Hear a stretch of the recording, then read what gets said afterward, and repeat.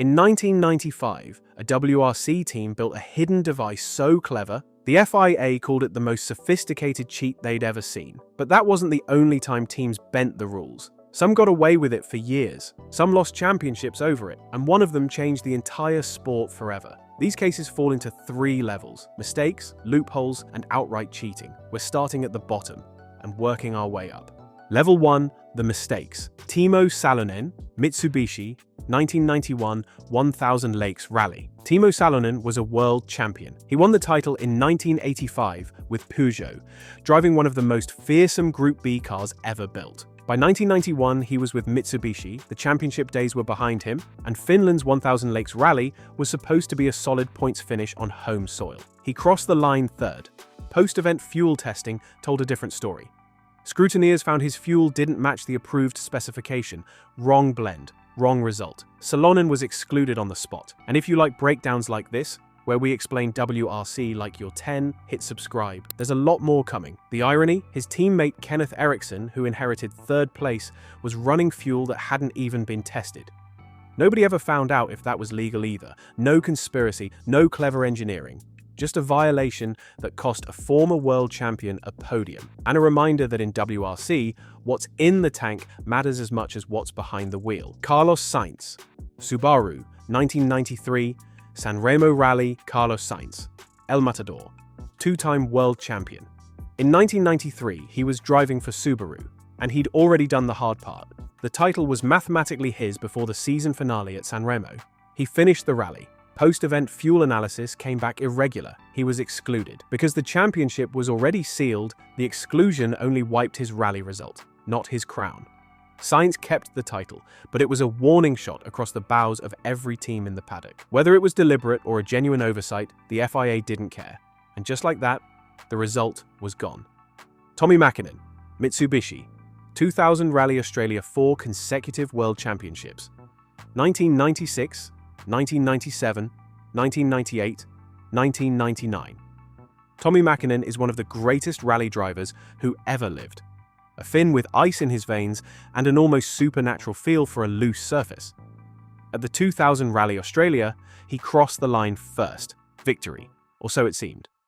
Post-event scrutineering found that the turbo on his Mitsubishi Lancer Evolution didn't match the homologated specification. The production car had specific cooling ducts fitted to the turbo. The rally car's spec didn't match. One component, one discrepancy. That was enough. Mäkinen was excluded.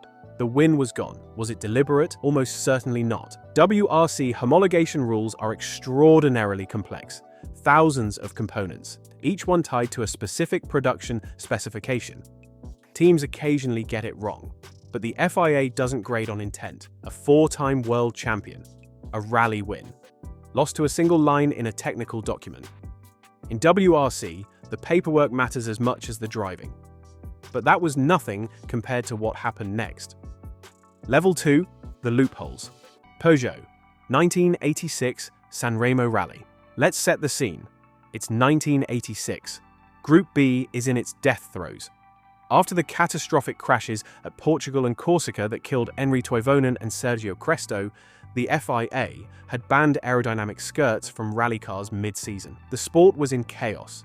The rulebook was being rewritten on the fly. Peugeot arrived at Sanremo with their 205 T16E2, arguably the most dominant rally car ever built. They'd already wrapped up the manufacturer's title. This was meant to be a victory lap. Then the stewards got involved. A Peugeot team official was spotted driving one of the cars to a local dealer for an inspection, a breach of Parc Fermé regulations. That gave scrutineers the opening they needed. They looked at the lateral strakes on the underside of the cars and declared them illegal skirts, banned under the new mid-season rules. All three Peugeots were excluded. No right of appeal. Here's the thing though, the strakes didn't actually protrude below the bodywork. Ground clearance was legal. Most independent observers agreed the exclusion was politically motivated, with Peugeot's dominance making them a target. The FIA later reinstated the results on appeal. Legal? Yes. Fair? Depends who you ask. Citroën Xsara WRC, 2001 to 2005. This one is different. Nobody got banned. Nobody got excluded. but Citroën found a loophole so significant that the FIA had to rewrite the rulebook to close it. Think of a rally car's suspension like 4 independent springs, one at each corner, each doing its own job. That's how every other team ran it. Citroën connected theirs diagonally, front left to rear right, front right to rear left, using a hydraulic system. The result? The car could stay almost completely flat through corners, while still absorbing every bump on the road. Active suspension, electronically controlled, had been banned in WRC, but Citroën's system was purely hydraulic. No electronics, no actuators, just fluid dynamics. Rival teams were furious. They protested. The FIA investigated, and the FIA ruled it legal. Citroën used it to win the manufacturer's championship in 2003, 2004, and 2005.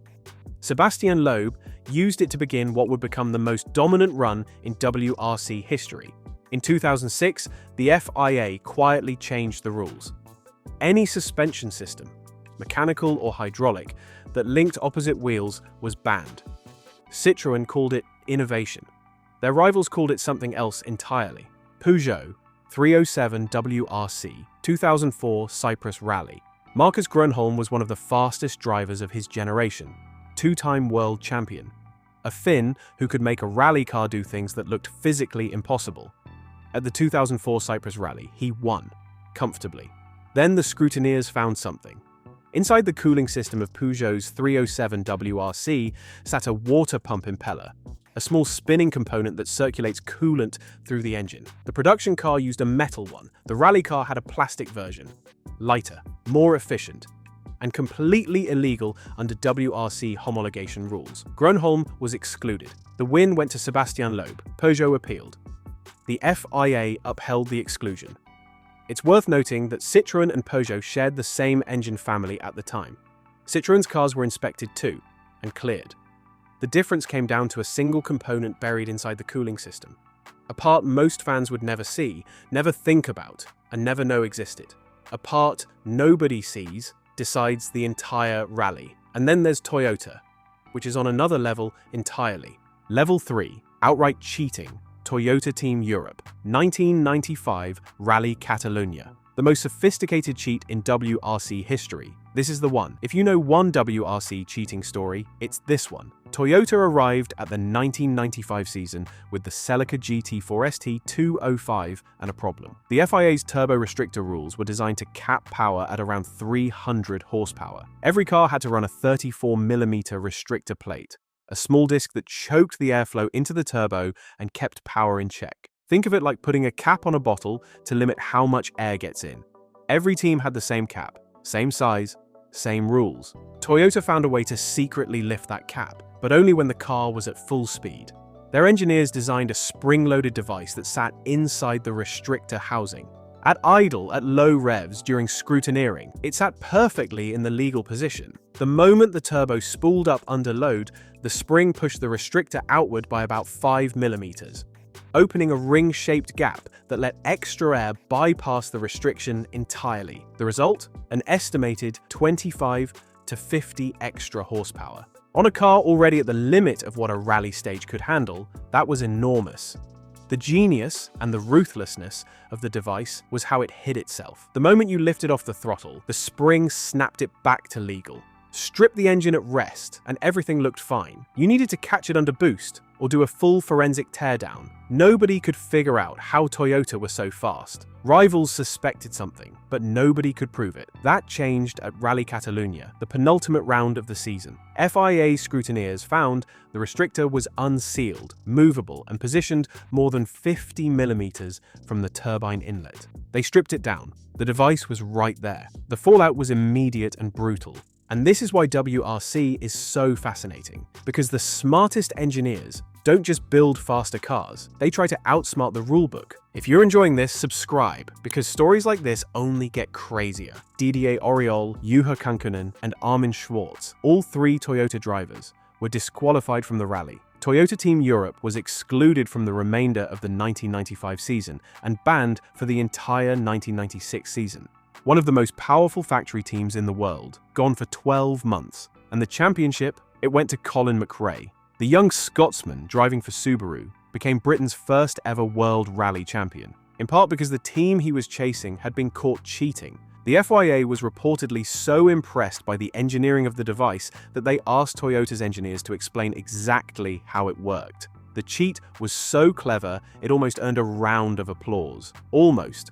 WRC has always attracted engineers who see the rulebook as a starting point, not a ceiling. Some found genuine innovations, like Citroen's suspension, that forced the sport to evolve. Others, like Toyota in 1995, built something so deliberate and so calculated that the sport had no choice but to come down hard. The drivers who got caught didn't always know what was under the bonnet. The engineers who built the cheats didn't always get named, but the results got wiped, the bans got handed out, and the sport moved on. It always does. If you want more deep dives into the history, the scandals, and the stories that shaped WRC, subscribe. There's a lot more where this came from.